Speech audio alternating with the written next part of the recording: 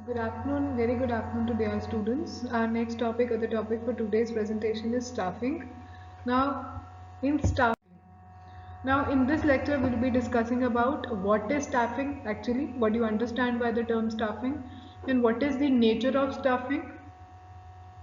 Then what is manpower requirements and planning? What process does it take to manpower requirement and planning? And what is the process of staffing? It includes recruitment and selection, then induction and orientation, what is training and development, what is remuneration, then what is performance appraisal, what are transfers, separation, then how is this staffing process important? What relevance or what significance does it hold? We'll be talking about each one of these in this lecture. So talking about first, what is staffing? It was given by, this definition was given by McFarland. He said the staffing is the function by which managers build an organization through the recruitment. First step is recruitment, selection and development of individual as capable employees. So staffing, see now what you understand by this definition, this is something which involves, it is done by the organization through recruitment, selection and development of individuals as capable employees, which means recruiting and hiring people from different background which are most suitable for that job, and then asking you first solicit them and then select among all those, you select the desired candidate which fulfills your eligibility criteria or the requirement manpower requirement list, and then development of individual as capable employees, which is done by the induction program. You must have heard of the term that when you join an organization, it is they carry out an induction program. So staffing, it's that one term which encompasses all those components, starting from your requirement, then your recruitment, selection, development, training and development, induction. We'll be talking about each one of these in detail in this lecture. So another definition was given by, it is the more detailed one, it was given by Coates and O'Donnell.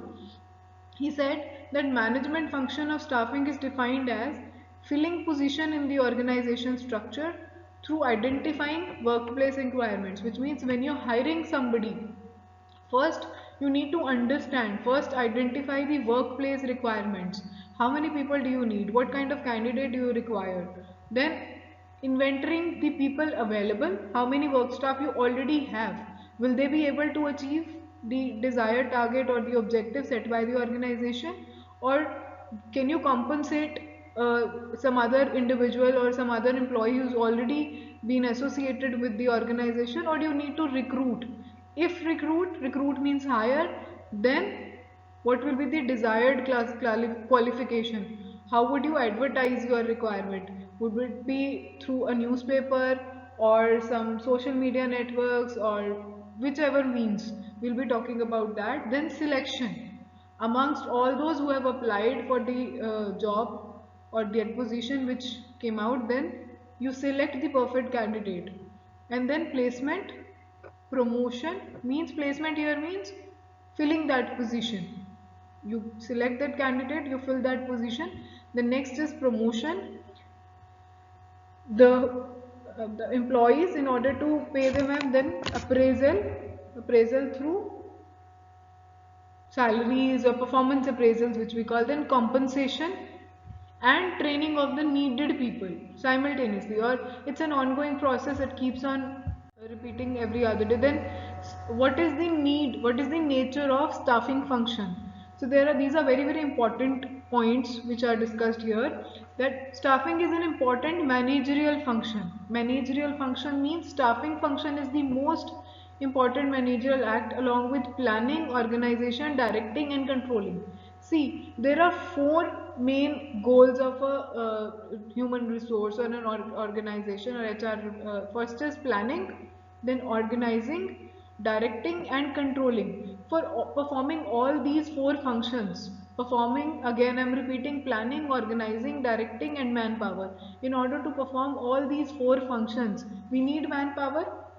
So for that, staffing is done. So it's a very important managerial function. Then it is a pervasive activity, which means it is carried out by all managers and in all type of concerns where business activities are carried out specifically. Then it's a continuous activity, which means it's not done that there's only annual staffing which will be done, but depends upon, for example, you're starting up with a new startup or you're starting with a new project under that particular organization only, you need to recruit people when and wherever manpower requirement will be there. So it's a continuous activity.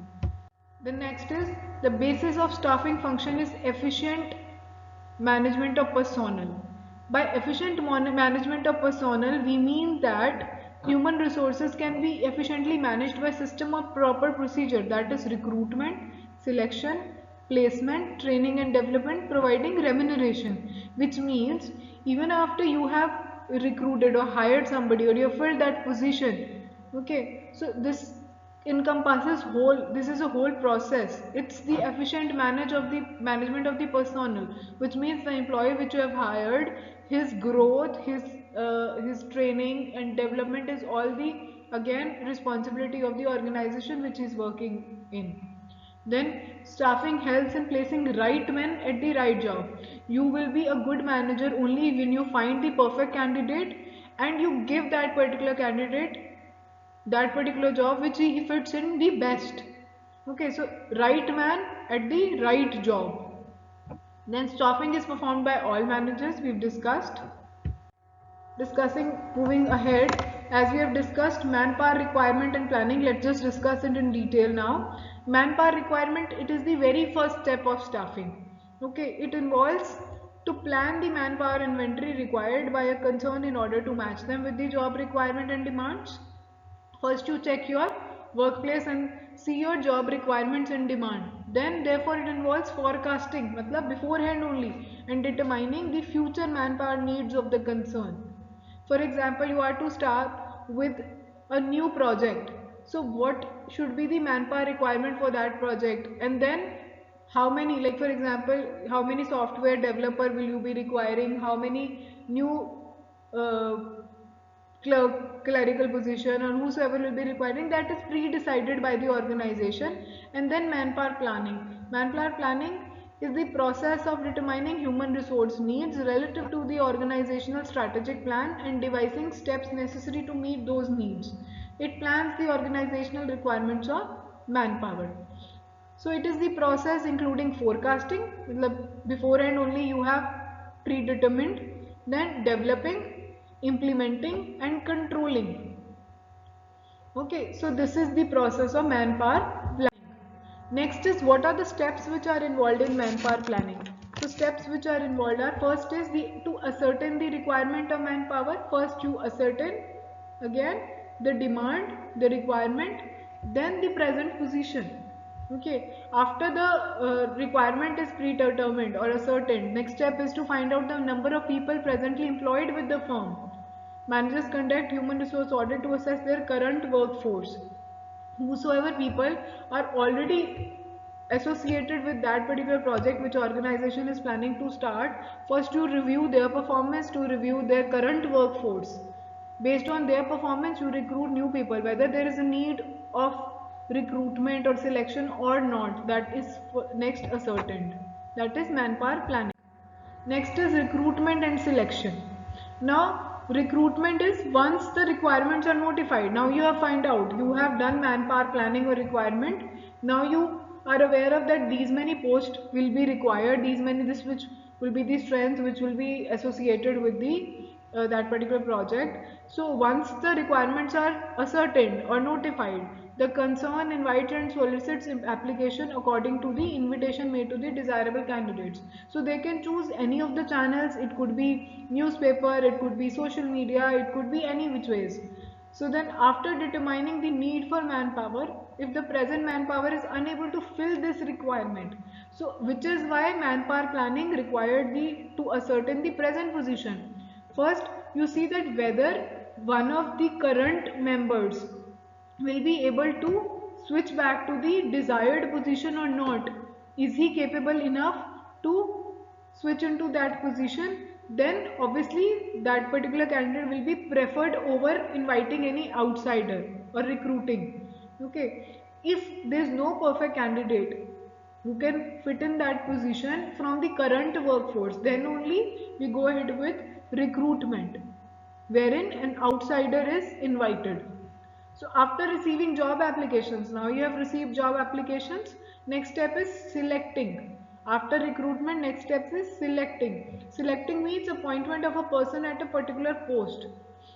It is the process of filling the organizational position. Now amongst all those applications which were invited, which came, you find out the one which, or the number, as depending on the number of requirement or the number of candidate which are required, you choose that whosoever will be fitting that particular condition. Now selection process consists of series of steps. What steps? First is job specification. Okay. Next is application form, preliminary interview. You cannot direct away straight away hire somebody. So for that you need to first give job specification. Application forms are invited. You then preliminary interview. You first take an interview, then test. This process of selection may vary. I'm repeating, this is important to note that this process of selection may vary from one organization to the other, but this is the standard which is being followed almost everywhere. So test, then cross checking. For example, if there are particulars, the qualifications which are filled in by the applicant in the application form, whether they are right or wrong, whether they are valid or not, they are reliable or not, that is cross checked, which we call scrutiny. And then formal interview is taken, then medical exam, employment decisions. Okay, so this is what the process of selection involves. It's a tedious task. Then once selection or is done, then after accepting the job offer, it is important that individuals expectation from the organization and organization's expectation from the individual match each other. If a person who is joining the organization, he or she should be acquainted with the workplace first, and then what are the requirements, what duties, what position, job profile is he expected to perform, that is told to him through this induction and orientation program, and vice versa also, like individuals expectation from the organization and organization's expectation from the individual are matched. Then on joining, employees want to know their superiors.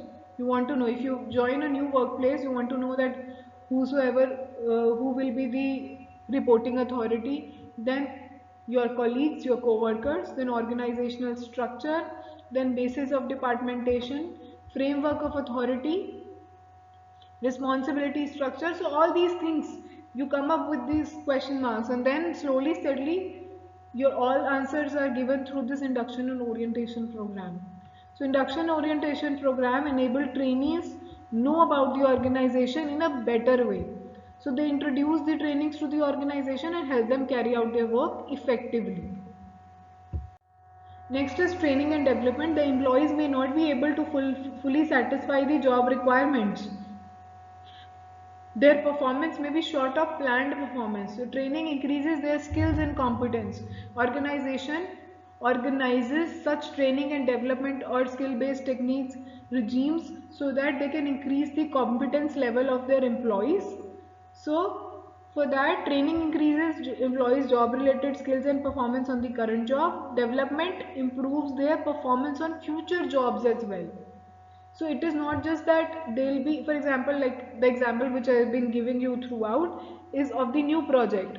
You want to start a new project which may require software, a certain type of software to be developed. So you want your employee to undergo a training program. Now, with this training program, in future also, for example, if they quit this job and they join some other place, this particular program will be added to their CV or their resume. So in the longer run also, if they'll be joining some other place, that particular training or developmental program will also add to their competence, their performance and their skills. So this is training and development. Next is remuneration. The remuneration, I have told you, it is the monetary compensation provided monetarily to the employees for their work performance. The performance which they've been doing, they are compensated through monetary gains, which means this may be added through their salary or through some bonus or some other ways. This is given according to the nature of job, skilled or unskilled, physical or mental, etc. It depends upon their performance entirely, their job profile. Remuneration forms an important monetary incentive for the employees. Very, very important. The next is performance appraisal. Your performance is evaluated regularly by the organization which you are working in. Then based on those evaluations, the employees are either promoted or demoted, we have discussed. So performance appraisal is given to those candidates or those employees who have who succeed in those performance evaluation tasks. So they measures actual performance with standard performance. Okay, so there's a standard, like there's a job profile which is given to every employee before and only when the job offer or the job letter, appointment letter is given to the employee. So there are certain expectations which are mentioned there only on that form, that what standard performance is expected from that employee. If that is met, if those performance criteria is met by the employee, then a performance appraisal is given. Performance appraisal means appraising the performance of employee or continuous or intermittent basis. So some organizations prefer to do it annually, they give annual performance appraisal. Some prefers to do it 6 monthly. Then others prefer that whenever that project is being like it's over, then they do these performance evaluations. Some prefers to do it in some anonymous state. It ranks employees in the order of their merit and find candidates suitable for promotion to higher position. Now, what are the benefits of these performance appraisals? It helps in finding candidates suitable for promotions, demotions. See, I've told you this is promotion evaluation. The second is it identifies candidates who need to be trained and motivated to achieve desired standards. So, like we have discussed, you first assess that if that particular employee is working based on these standards, or he needs to be motivated, or if there's any need to plan some training and developmental program or not. So that is also determined through these performance evaluation tasks. It allows subordinates to assess their performance, analyze and strengthen their weaknesses. Now, based on their performance evaluations, they found out their weaknesses, their strengths, so they can work on their weakness and then utilize their strength in the best manner, promote their strength and overcome their weakness. Next is transfer. Now, based on your performance evaluations, sometimes or maybe the requirement as well, transfers are also considered. After employees are ranked according to the performance, they are transferred to higher or lower or different positions at the same level. Now, based on their performance evaluations, they are either transferred to the higher position or the lower position or the different position as well. So transfer can take place through promotions, which means you are being promoted to higher positions. Demotions means to lower position or at the same level when they are transferred to the other departments. So three ways: promotion, demotion and then the transfer at the same level. Then separations. When employees are not able to cope up with the environment in the organization and training programs remain ineffective in improving their skill, it is to the interest of organization and individuals that employees separate themselves from the enterprise and join another organization where their job potential can be better exploited. So now you have found out that this employee, Mr. X, is not giving his 100%, or in the performance evaluations you have found out that he was at the bottom of the list.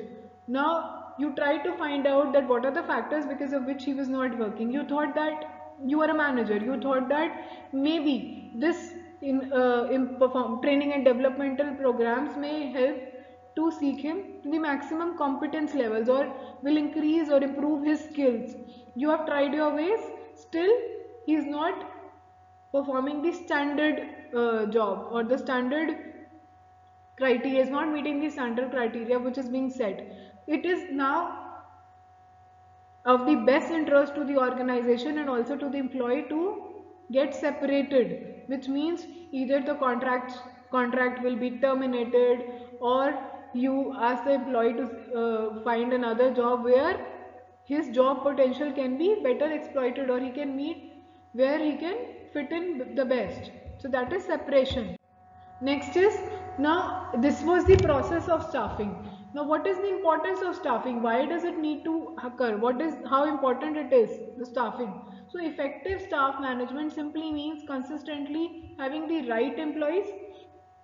So it is very very important, the organizational goals and his repute all depends upon finding the right employees and enough of them in the right positions. Finding the right employee and then giving them the right positions is also equally important. So employees who are well managed and well trained are better prepared to do their jobs, while others may require training and developmental programs. So a good employee, good service. You must have heard of it.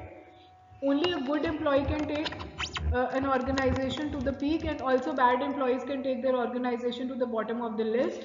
So finding those good employees is very very important. Then next is smart scheduling, streamlined services.